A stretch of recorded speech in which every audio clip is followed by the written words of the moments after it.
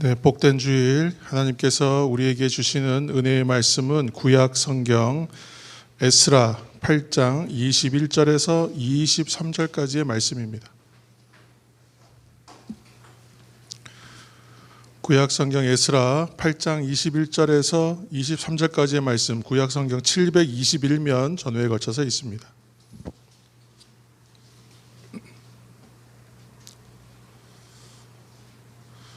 구약 성경 에스라 8장 21절에서 23절까지의 말씀, 이 본문을 우리가 오늘은 합독하여 함께 읽으시겠습니다. 8장 21절, 그때에 내가 아화와 강가에서 금식을 선포하고 우리 하나님 앞에서 스스로 겸비하여 우리와 우리 어린아이와 모든 소유를 위하여 평탄한 길을 그에게 간구하였으니 이는 우리가 전에 왕에게 아뢰기를 우리 하나님의 손은 자기를 찾는 모든 자에게 선을 베푸시고 자기를 배반하는 모든 자에게는 권능과 진노를 내리신다 하였으므로 길에서 적군을 막고 우리를 도울 보병과 마병을 왕에게 구하기를 부끄러워하였습니다. 그러므로 우리가 이를 위하여 금식하며 우리 하나님께 간구하였더니 그의 응답하심을 얻어 입었느니라. 아멘. 일반적으로 다른 사람과 비교해서 자신을 인정하는 것, 그런 마음을 자존심이라고 이제 합니다. 근데 이 자존심을 논할 때 빠지지 않는 예화가 하나, 인물 이야기가 하나 있는데 그것이 이제 초한지에 등장하는 항우와 한신에 대한 이야기입니다. 명문가 출신이었던 항우는 이른바 역발산 기계세, 그래서 이제 힘으로는 산을 뽑을 만하고 기운으로는 세상을 다 덮을 만하다, 이런 칭찬을 받는 장부이었고 또 무장이었고 아주 칭찬을 많이 받고 세상에 흠모하는 그런 사람이었습니다. 약 한 70번 정도의 전투가 있었다고 하는데 한 번도 패한 적이 없습니다. 그렇게 거의 시대의 완벽한 이제 남자 이렇게 인정받았지만 단 한 번 해하 전투에서 이제 패합니다. 그곳에서 패하고 난 다음에 지금 일단은 이 자리에서 도망쳐서 후위를 도모하라, 이제 이런 얘기를 듣는데도 불구하고 자기가 자존심이 있기 때문에 거기서 굽히지 않고 결국은 자결하고 맙니다. 근데 그때에 그에게 패배를 안겨준 사람은 바로 이제 한나라를 건국하게 되는 유방과 한신, 특별히 그의 책사이고 대장군이었던 한신인데, 한신은 또 그 반대 이야기가 있죠. 고아 출신이고 가난한 청년 시절을 보냈는데 어느 날 마을 건달과 시비가 붙었습니다. 근데 그랬는데 이런 얘기를 들었다고 해요. 너 나를 죽이지 못할 거면 내 가랭이 밑으로 지나가면 내가 용서해 주마, 이런 말을 했다는 거예요. 근데 한신이 그러면 그때에 자기의 분노를 억누르고 말없이 가량이 밑을 기어갔다. 마을 사람들이 그를 그래서 사타구니 무사다 이렇게 하면 놀렸다는 걸 비웃었다고 합니다. 그런데 훗날 그가 유방을 도와서 한나라 건국 공신이 되어서 금유한양에서 고향으로 돌아옵니다. 그리고 자신에게 모욕을 줬던 불량배를 찾습니다. 벌 주려고 한 것이 아니라 그를 무관으로 삼고 대접해 주었다고 합니다. 그리고 이제 그때 일을 그때 회상하는데, 내가 그때 부질없는 싸움에 휘말렸었다면 어쩌면 지금쯤 죄를 짓고 도망하는 신세로 살았을 것인데, 사람들이 아무리 비웃더라도 내가 장래에 내가 이러이러한 일들, 곧 천하를 주름잡는 큰 그릇이 될 거를 자기가 확신하고 알고 있었기 때문에 자기는 그 어떤 굴욕도 참아 인내할 수 있었다, 이렇게 고백했다는 거예요.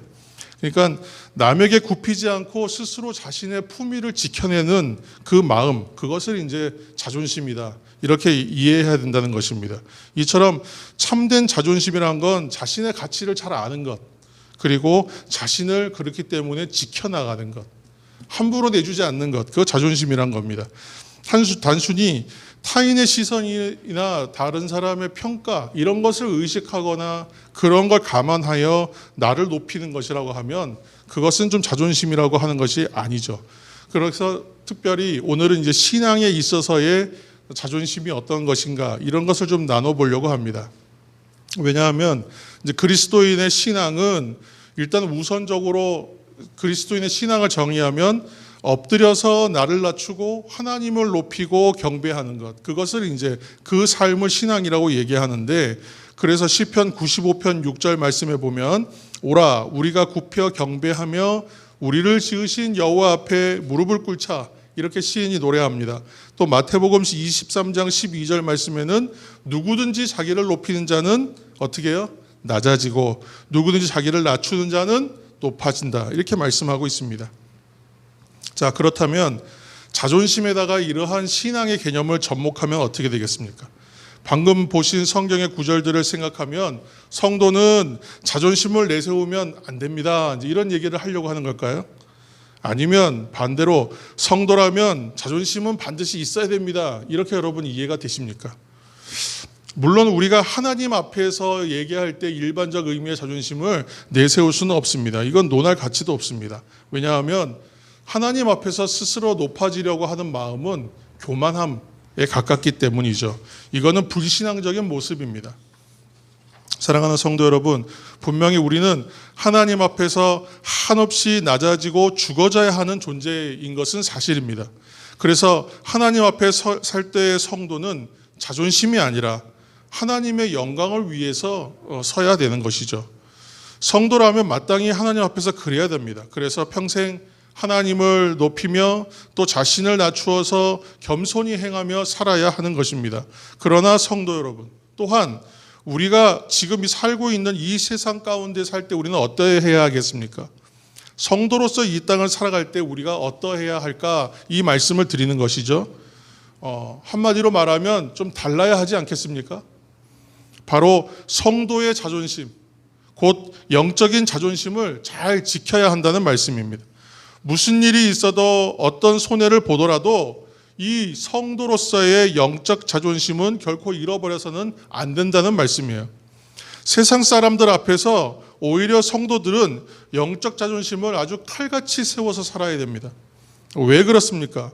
바로 영적 자존심을 세우는 삶이야말로 하나님의 영광을 위한 삶이 되기 때문이죠. 영적 자존심은 세상에서 말하는 자존심과는 다른 겁니다. 또 나라고 하는 개인적인 자존심도 결코 아닙니다. 오직 영적 자존심은 오직 하나님의 영광을 위하여 살아가는 성도들의 삶의 태도를 다 통칭하여 그것을 오늘 영적 자존심이라고 정의하고 있는 겁니다. 저는 오늘날 그리스도인들이 빛과 소금의 능력들을 다 상실해버렸다 이런 말을 듣는 이유가 바로 이런 성도로서의 자존심, 영적인 자존심을 모두 잊어버렸기 때문에 생긴 일이라고 생각합니다. 그리고 오늘날 세상 사람들로부터 비웃음과 비판의 대상이 되어버린 이유 또한 이 영적 자존심을 잃어버렸기 때문이라고 저는 생각합니다. 그리스도인들이 세상 사람들로부터 받는 비판은 크게 두 가지가 있어요. 하나는 자신들과 다르기 때문에 받는 비판이에요. 그리스도인들의 삶은 일반적인 세상 사람들과 달라요. 그러니까 다르다. 왜 다르냐? 이렇게 해서 받는 비판이죠.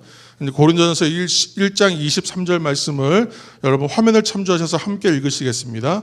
1장 23절 우리는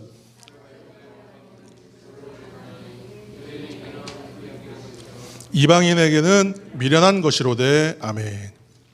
여기서 이제 거리낀다라는 표현이 영어로 하면 스캔들이에요. 근데 이제 헬라어로 하면 스칸달론이라는 이제 원어를 씁니다. 영어로 했을 때 오늘날 스캔들 그러면 약간 좀 불명예스러운 그런 사건들을 얘기할 때 스캔들이라고 하죠. 그렇죠? 좋은 이야기가 아닙니다. 근데 원어로서 헬라어로 읽으면 스칸달론이라고 읽는데 이 말은 걸림이 되는 이야기, 걸린다는 거, 거슬린다, 거리껴진다는 거죠. 그러니까 우리가 전하는 십자가 이야기가 헬라 사람들이 들었을 때는 황당한 이야기였던 거예요. 뭐 그런 얘기가 다 있냐라고 생각했다는 거죠. 그렇게 마음이 걸리고 거리끼고 거슬리는 이야기였다. 그러니까 오늘날의 그리스도인들이 보통 사람들과 달라요. 자신들과 다르기 때문에 거슬리는 거예요.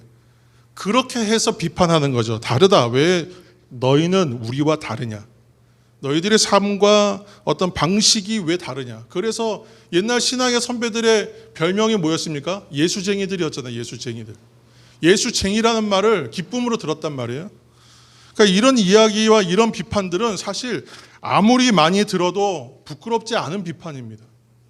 왜냐하면 그리스도인답게 살면서 왜 우리와 다릅니까? 라고 받는 비판은 당연히 들어야 되는 비판이죠. 그런데 그리스도인들이 받는 또 다른 비판이 있어요. 그거는 믿지 않는 사람들과 믿는 사람들이 하등에 다를 바가 없었을 때 비판을 받아요.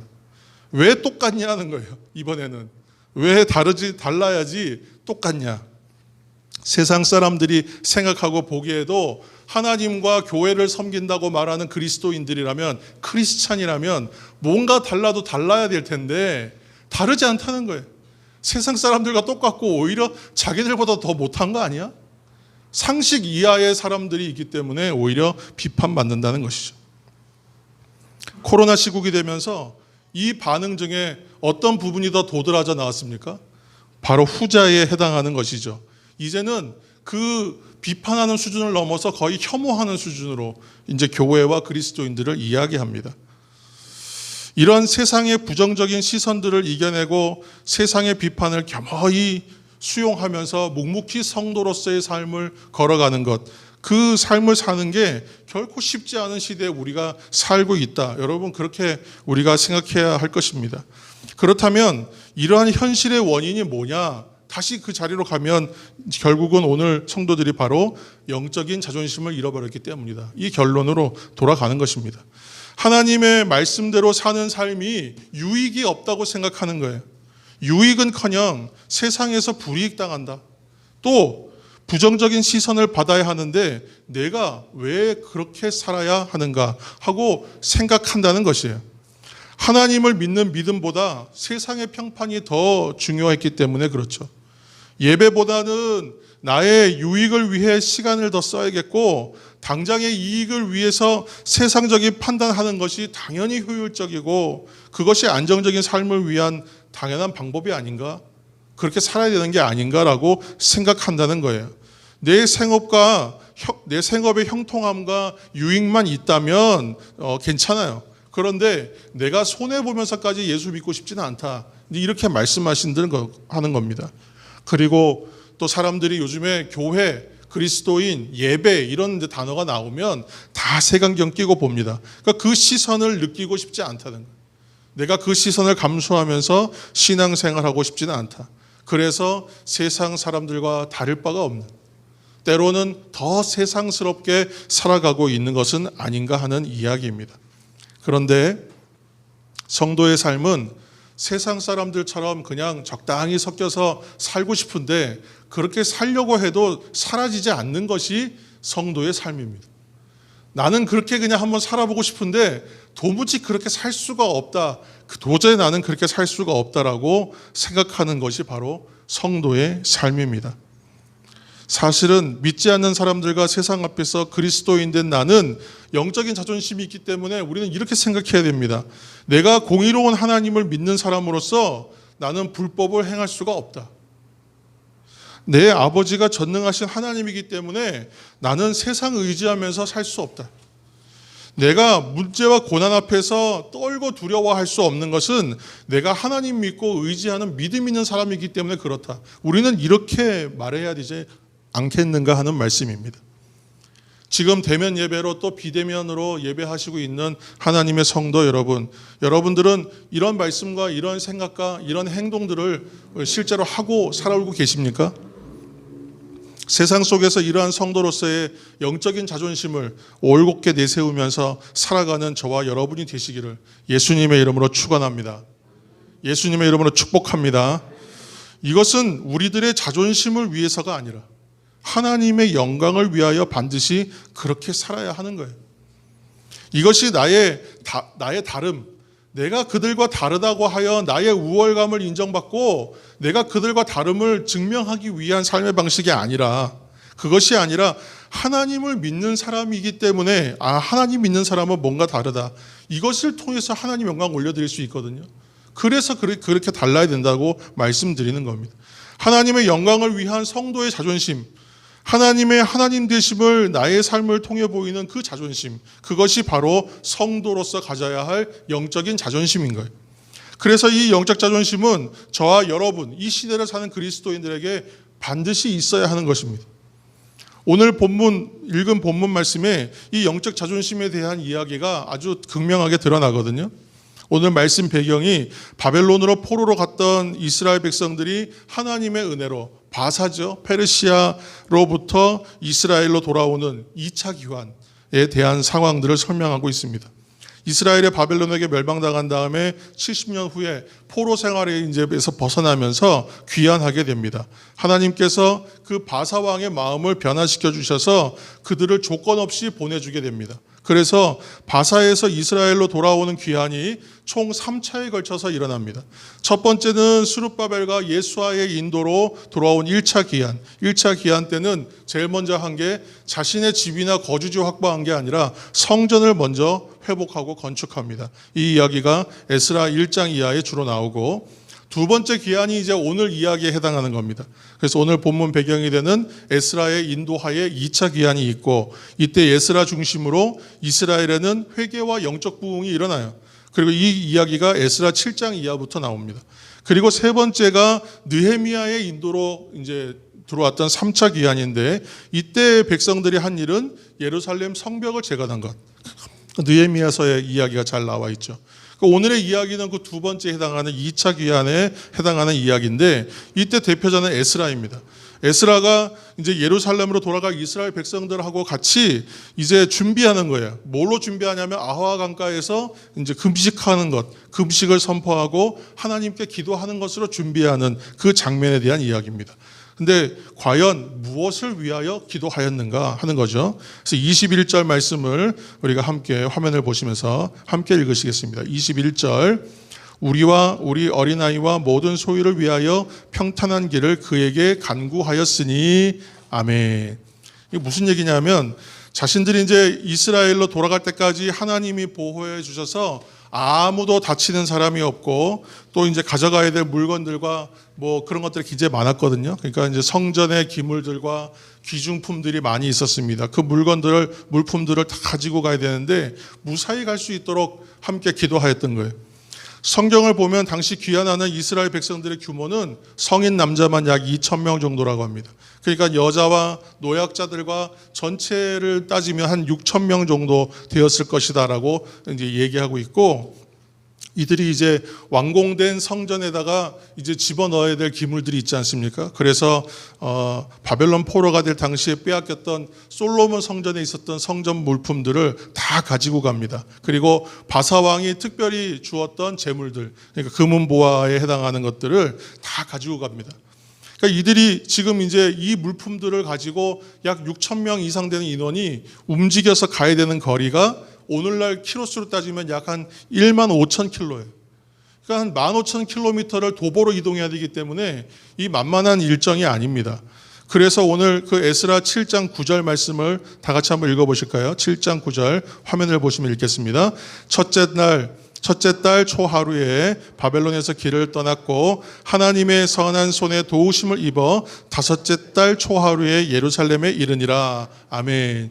이 말씀에 보시는 것처럼 어떻게 해요? 첫째 달 초하루에 출발해서 다섯째 달 초하루니까 약 4개월 정도 걸어갔다는 얘기입니다. 예루살렘까지 가는데 도보로 움직였을 때 4개월이 걸렸어요. 근데 이 기간들을, 이 먼 거리를 이동할 때에 그러면 이 중간에 아무 일도 없었겠느냐 하는 거예요. 중간에 뭐 성전 물품들이라는 게 다 그 당시에 다 뭐 금이나 이런 것으로 만든 것이기 때문에 다 이제 귀한 물품들이 많이 있었단 말이에요. 그러니까 이러한 이동에 대한 소문을 들었던 사람들이 중간에 그거를 회방하거나 분명히 이제 물품들을 빼앗기 위한 무리들이 분명히 있었을 거라는 것입니다. 그러니까 이러한 대규모 이동할 때는 당연히 군사적 보호가 있어야 되는 거예요.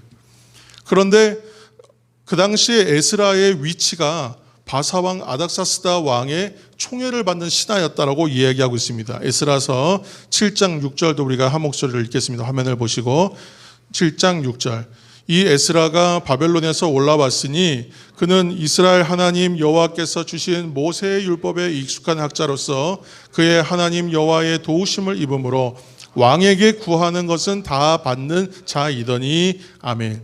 에스라가 왕에게 구하는 것은 다 받는 사람이었다, 이렇게 얘기하고 있습니다. 그래서 에스라가 바사왕의 허락하에 온갖 그 금은 보화와 옛날 솔로몬 성전에 있던 기물들까지 다 챙겨가지고 그렇게 대규모로 지금 예루살렘으로 기환하는 겁니다. 그런데 에스라가 바사왕에게 자신들을 보호해줄 마병과 보병 그런 것들을 요청하지가 않아요. 사실 성경을 읽어보면 에스라는 왕에게 군대를 아마 요청하고 싶었던 것 같아요. 그런데 요청하지 않아요. 근데 실제로 이동할 때에 어떤 그 보안이나 그 보호를 위해서 당연히 지금 병력들이 함께 가야 되는 문제였거든요. 그런데 그 왕에게 그 부탁을 차마 하지 못했다.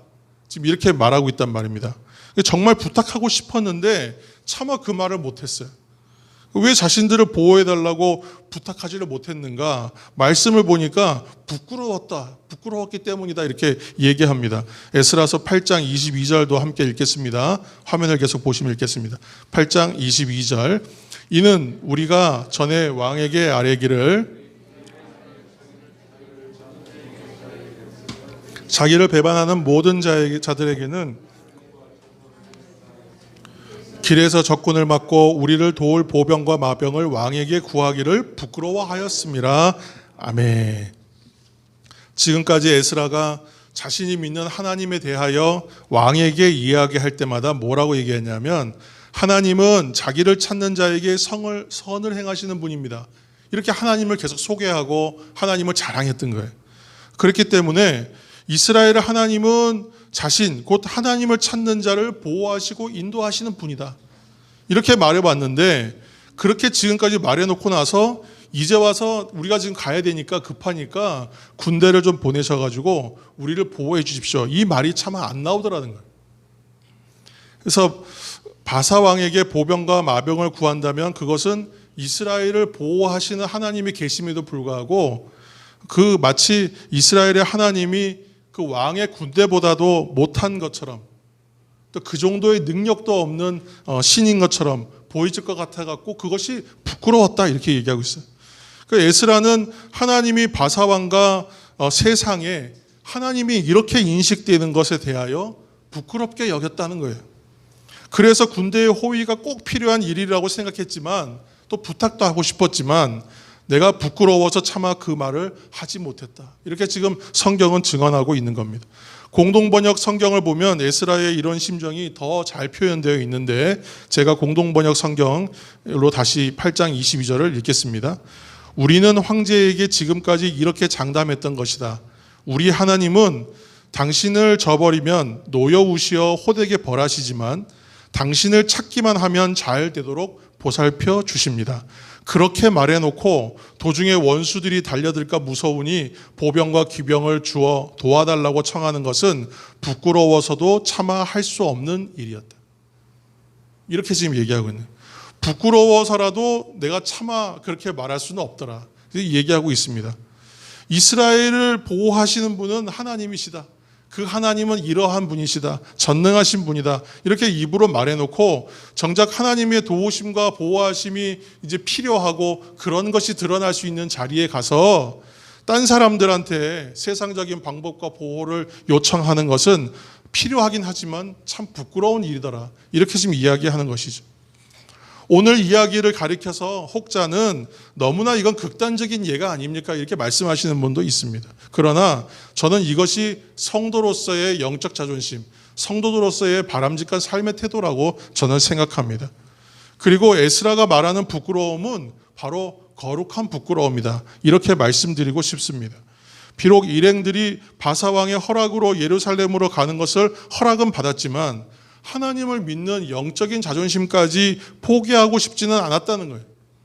우리에게도 이와 같은 자존심, 이와 같은 부끄러움이 그래서 있었으면 좋겠다라고 오늘 말씀드리고 있는 겁니다. 하나님보다 세상을 의지하려고 하면 거룩한 부끄러움이 느껴져서 차마 내가 그렇게 못하겠다라는 마음이 들어야 된다는 거예요.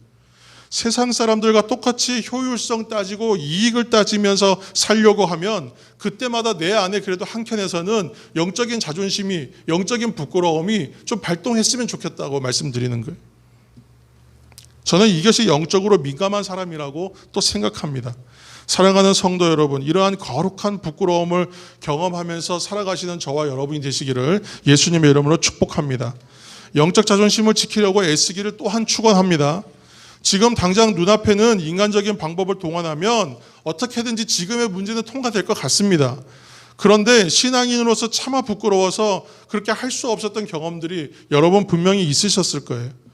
하나님이 아니라 내가 인맥하고 관계하고 다른 방법 동원하면 좀 더 쉽게 잘 될 것 같고 수월하게 될 것 같고 또 유익도 있을 것 같은 일이 있는데 내가 영적 자존심이 뭔지 내가 그때 차마 사람한테 그런 말 못하고 하나님한테 기도하고 진짜 기다려봤더니 정말 하나님께서 일하시고 역사하셨다. 여러분 그런 경험들이 분명히 있으셨을 거예요. 이러한 경험들이 있는 사람들이 영적 자존심이 있는 신앙인이 아니겠습니까? 근데 이렇게 살아가는 것이 결코 쉬운 건 아니라는 것도 우리가 잘 압니다. 영적 자존심만 내세우고 이것을 지켜가며 거룩한 부끄러움 느끼면서 살아가고 싶은데 이것이 세상 관점에서 보면 참 한심하고 어이없는 일일 수도 있거든요. 그러나 우리 삶의 주인이 진정으로 하나님이시라면, 이것을 우리 인정하는 우리 성도들이라면, 우리가 또한 영원한 하나님 나라를 유업으로 받은 하나님의 자녀들이라면 이렇게 살아가야 하는 것이죠. 쉽지 않기 때문에 우리가 주님 앞에 엎드려서 기도하는 것이 아니겠습니까? 필요하다면 오늘 에스라 본문에 나와 있는 이야기들처럼 때로는 금식하면서 기도해야 합니다. 금식의 유익에 대해서 한번 말씀드렸지만 영적 자존심을 지키면서 거룩한 부끄러움을 강하게 느끼게 하여 주옵소서, 그렇게 살게 하여 주옵소서, 이렇게 기도하는 거죠. 이렇게 금식으로 기도하는 것은 완전히 나의 어떤 체력과 나의 방법을 완전히 배제한 기도라고 말씀드렸습니다. 오늘 본문을 보시면 그래서 에스라는 강가에서 금식을 선포하고 기도하는 것입니다. 인간적인 방법들을 완전히 배제하는 거예요. 이제 오직 하나님뿐이다, 이렇게 지금 배수진치고 기도하는 것입니다. 기도뿐이기 때문이기도 합니다. 이렇게 영적 자존심을 지키며 하나님께 간구하였습니다. 자, 그 결과가 어떻게 되었겠습니까? 자, 에스라서 8장 23절 에스라의 고백을 다 같이 앞에 화면 보시면서 함께 읽으시겠습니다. 8장 23절. 그러므로 우리가 이를 위하여 금식하며 우리 하나님께 간구하였더니 그의 응답하심을 입었느니라. 아멘. 하나님이 응답해 주시고 보호해 주셨다, 이렇게 말하고 있어요. 8장 31절도 함께 읽겠습니다. 시작. 첫째 달 12일에 우리가 아하와 강을 떠나 예루살렘으로 갈새 우리 하나님의 손이 우리를 도우사 대적과 길에 매복한 자의 손에서 건지신지라. 아멘. 우리가 믿는 하나님은 이렇게 영적 자존심을 지키는 사람, 하나님의 영광을 위하여 세상 방법 포기한 사람들의 기도를 결코 외면하지 않으신다.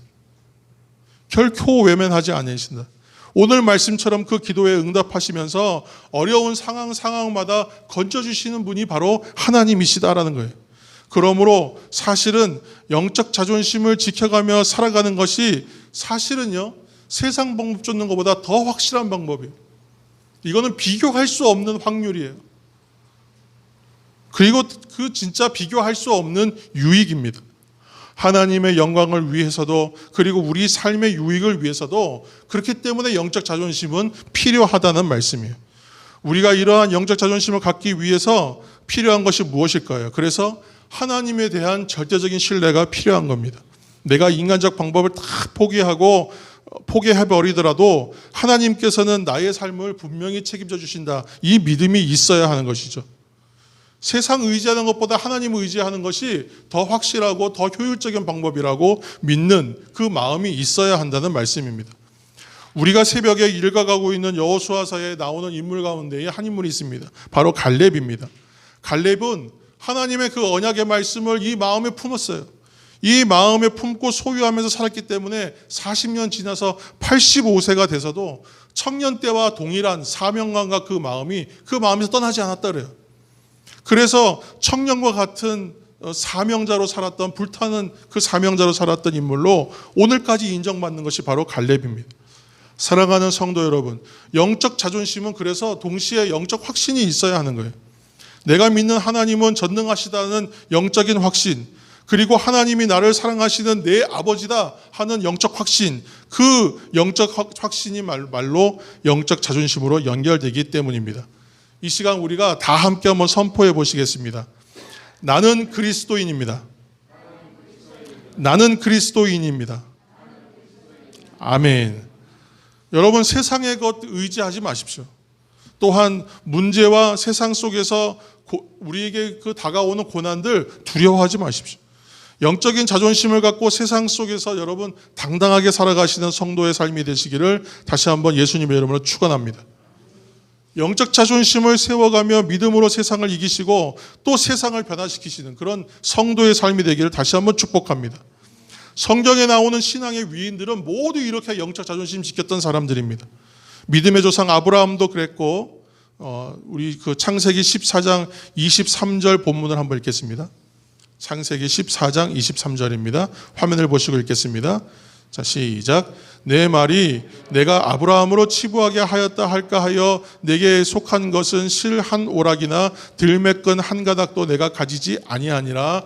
아멘. 이게 무슨 얘기냐면 믿음의 조상 아브라함에 대한 이야기인데, 아브라함의 조카 롯이 소돔에 살고 있었는데, 그때에 그 소돔에 적군들이 들어가서 그 사람들과 재물을 약탈한 사건이 있었습니다. 그때에 그 롯도 그 재산과 함께 다 탈취돼서 포로가 됐단 말이에요. 이 소식을 듣고 아브라함이 318명 정도의 자기 이제 사병들을 데리고 가서 이 소돔의 백성들과 롯과 재물들을 모두 찾아오는 일이 있었습니다. 이 일을 하고 난 다음에 소돔 왕이 보니까 너무 고맙거든요. 그래서 기쁘고 고마워서 감사한 마음으로 아브라함에게 다른 것은 다 돌려주는 것 고마운데 재물들은 모두 가져가라. 물품들은 다 가져가라. 이렇게 얘기합니다. 사람만 돌려주고 재물들은 다 가져가라. 너무 고맙다는 거예요. 그 왕국과 목숨을 구해준 사람들에 대한 응당한 감사의 표시였던 거예요. 감사의 선물이니까 이 정도 받아도 되지 않을까 우리는 이렇게 생각할 수 있는데, 아브라함이 그 모든 것을 하나도 받지 않고 말한 이야기가 바로 창세기 14장 23절이에요. 내가 호의는 고맙지만 사양하겠다는 거예요. 왜냐하면 하나님이 나에게 분명히 큰 복 주시겠다고 약속하셨는데, 나는 그래서 앞으로 분명히 큰 복을 받을 것인데, 나중에 사람들이 아브라함이 부자가 되고 잘 된 이유가 사실은 하나님이 복 주셔가 그런 게 아니라 지금 이럴 때에 그런 사례와 감사의 표시로 세상의 재물들 다 받아서 취하여서 그가 부자가 되고 잘 된 것이다. 그런 얘기 들을까 봐 이거 하나도 못 받겠다는 거예요. 이게 참 멋있잖아요. 이 세상에서 이렇게 하면 바보라고 말하지 않겠습니까? 이상한 사람이라고 얘기해야죠. 이것이 아브라함이 갖고 있었던 영적 자존심이었다는 거예요. 내가 하나님의 영광을 가리우는 일이 된다면 그 무엇 하나라도 내가 털끝만큼 더 하지 않겠다라는 자존심이 있었다는 거예요. 또 다니엘서를 보면 다니엘과 그의 세 친구 이야기가 나오는데, 다니엘의 세 친구 사드락, 메삭, 아벳느고, 이 세 사람이 그 느부갓네살 왕 신상 앞에서 절하지는 않습니다. 모든 백성들과 방백이 모여서 왕의 신상 앞에서 절하는데 그 사람들은 안 해요. 내 신앙을 위해서 안 합니다. 그들을 총애하였기 때문에 왕이 풀무불에 던져서 사형을 집행하기 전에 한 번 더 기회를 줍니다. 이제라도 신상 앞에서 절하면 용서해 줄게. 이렇게 얘기하는 거예요. 그때 세 친구들이 한 이야기가 있죠. 다니엘서 3장 16절 이하 말씀을 우리가 함께 읽겠습니다. 앞에 화면을 보시면서 함께 읽겠습니다. 3장 16절 이하입니다. 시작. 사드락과 우리가 이 일에 대하여 왕에게 대답할 필요가 없나이다. 만일 그럴 것이면 왕이여, 우리가 섬기는 우리 하나님이 우리를 극렬히 타는 풀무 가운데에서 능히 건져내시겠고 왕의 손에서도 건져내시리이다. 그리 아니하실지라도 왕이여, 우리가 왕의 신들을 섬기지도 아니하고 왕의 세우신 금신상에도 절하지도 아니할 줄을 아옵소서. 아멘. 절대로 내가 신상 앞에서 절할 수 없습니다. 왜냐하면 나는 하나님만 섬기기 때문에 그렇습니다. 그리고 하나님께서 풀무 가운데에서도 분명히 건져주실 것을 내가 믿습니다. 여기까지가 아주 위대한 신앙 고백 아니겠어요? 여기까지만 해도. 그런데 여기서 안 끝나죠. 그리고 나서 이어지는 말이 그리 아니하실지라도, 그 유명한 표현이지 않습니까? 이거 그리 아니하실지라도 왕이여, 우리가 왕의 신들을 섬기지도 아니하고 왕의 세우신 금신상에도 절하지 아니할 줄을 아옵소서. 건져주시지 않는다고 하더라도 난 할 수 없다. 건져주실 텐데 그렇지 않더라도 나는 괜찮다라고 말해요.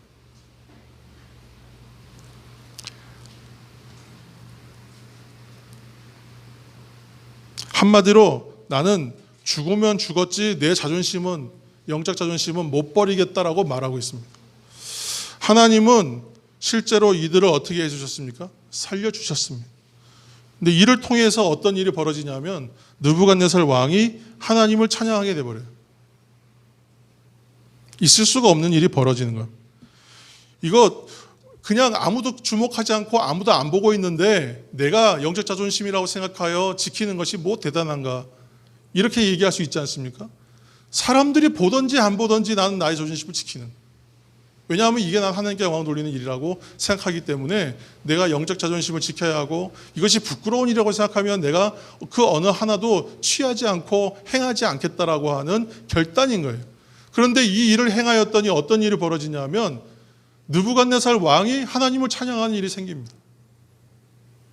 아무런 일이 안 일어날 것 같지만 이것이 선한 영향력으로 나가버린다는, 이것이 성도의 삶이 세상을 향하여, 이웃을 향하여, 우리의 주변을 향하여 흘러가는 영향력으로 나타난다는, 우리가 영적 자존심을 지키는 그 자리에서부터 놀라운 선한 영향력이 나간다는, 그것으로 통하여 세상이 변하고 이웃들이 변화된다는 것입니다. 성도 여러분, 말이 쉽지 그게 쉽습니까? 결코 쉽지 않아요. 그리스도인의 삶을 사는 것이 거저되는 것이 없습니다, 사실. 그래서 우리가 기도하는 거잖아요. 하나님 나에게 함께하여 주신다는 확신 달라고 기도하는, 그 확신만 있으면 내가 이 자존심 지켜가며 살 수 있습니다. 여러분, 오늘부터 다시 기도하면 여러분 어떤 일이 벌어지겠습니까? 남의 일이 아니라 나의 일로 여겨. 오늘 주시는 이 말씀이 다른 사람들에게 주고 뭐 많은 그리스도인들에게 해당하는 이야기더라도 나와 상관없는 얘기로 생각하는 것이 아니라 하나님이 지금 나에게 주시는 말씀으로 여겨. 그래서 하나님, 내가 이 말씀대로 한번 살아볼게요. 결단하고 내가 그렇게 지켜나가는 그 자리가 선한 영향력이 출발하는 능력의 자리가 된다는 것입니다. 여러분 믿으십니까? 여러분, 이러한 은혜가 저와 여러분 가운데 충만한 이 한 주간의 삶이 되시기를 바랍니다. 세상과 똑같이 살아가려고 하면 거룩한 부끄러움이 느껴지게 하여 주옵소서. 믿지 않는 사람들 앞에서 영적 자존심 지켜가며 살아가는 그리스도인 될 수 있도록 하나님 나를 좀 제발 좀 인도해 주십시오. 그렇게 기도하는 우리들이 되어서 이 한 주간 삶이 또 지난 주간과 이전의 삶과 어떻게 달라지는지 한번 증명해가면서 살아내시는 저희들이 되기를 예수님의 이름으로 축원합니다. 기도하시겠습니다. 하나님은 나를 책임져 주십니다. 그 영적인 자신감으로 이 세상에서 당당하게 살아가게 하여 주옵소서. 하나님은 이러한 사람들의 기도에 강하게 역사하여 주실 줄로 믿습니다. 내가 그런 사람 되게 하여 주옵소서. 나는 그리스도인입니다 고백하는 사람 되게 하여 주셔서 나를 통하여, 우리를 통하여 하나님의 거룩한 뜻을 이 시대에도 이루어가는 은혜가 있게 하여 주옵소서. 예수님의 이름으로 기도합니다. 아멘.